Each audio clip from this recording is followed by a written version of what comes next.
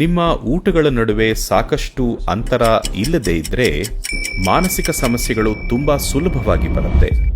ಆಶ್ರಮದಲ್ಲಿ ನಾವು ಬೆಳಗ್ಗೆ 10ಕ್ಕೆ ತಿಂತೀವಿ ಮತ್ತು ಸಂಜೆ 7ಕ್ಕೆ ತಿಂತೀವಿ. ಒಂದು ಊಟದಿಂದ ಇನ್ನೊಂದರ ನಡುವೆ ಸಾಕಷ್ಟು ಬ್ರೇಕ್ ಸಿಗುತ್ತೆ. ನಿಮ್ಮ ಮೂಳೆ ವ್ಯವಸ್ಥೆಯ ಬೆಳವಣಿಗೆ ನಿಂತ ಮೇಲೆ ಮತ್ತು ನಿಮಗೆ 35 ಆದ್ಮೇಲೆ ಈ ರೀತಿ ತಿನ್ನೋದು ಒಳ್ಳೆಯದು. ಯಾಕಂದ್ರೆ ನಿಮ್ಮ ದೇಹ ಯಾವಾಗಲೂ ಉತ್ತೇಜಿತ ಸ್ಥಿತಿಯಲ್ಲಿರುತ್ತೆ. ಊಟ ಆದ ನಂತರ ನೀವು ನೋಡಿ, ನಿಮ್ಮ ನಾಡಿ ಬಡಿತ, ಬಿಪಿ ಎಲ್ಲ ಹೆಚ್ಚಿರುತ್ತೆ. ನೀವು ದಿನಕ್ಕೆ 4-5 ಸಲ ತಿಂತಿದ್ರೆ ನಿಮ್ಮ ಬಿಪಿ, ನಿಮ್ಮ ನಾಡಿ ಬಡಿತ, ನಿಮ್ಮ ದೇಹ ಪ್ರಕ್ರಿಯೆಗಳು ಉತ್ತೇಜಿತವಾಗಿ ಇರುತ್ತೆ. ಅದು ಹಾಗೆ ಇದ್ರೆ ನೀವು ಮಾನಸಿಕವಾಗಿ ತುಂಬಾ ಸುಲಭವಾಗಿ ಕ್ಷೋಭೆಗೊಳಗಾಗ್ತೀರಿ. ಹಾಗಾಗಿ ಮಧ್ಯೆ ಸಾಕಷ್ಟು ಬ್ರೇಕ್ ಕೊಡೋದು ನಿಮ್ಮ ದೇಹ ಮತ್ತು ಮನಸ್ಸು ಎರಡಕ್ಕೂ ಉತ್ತಮ.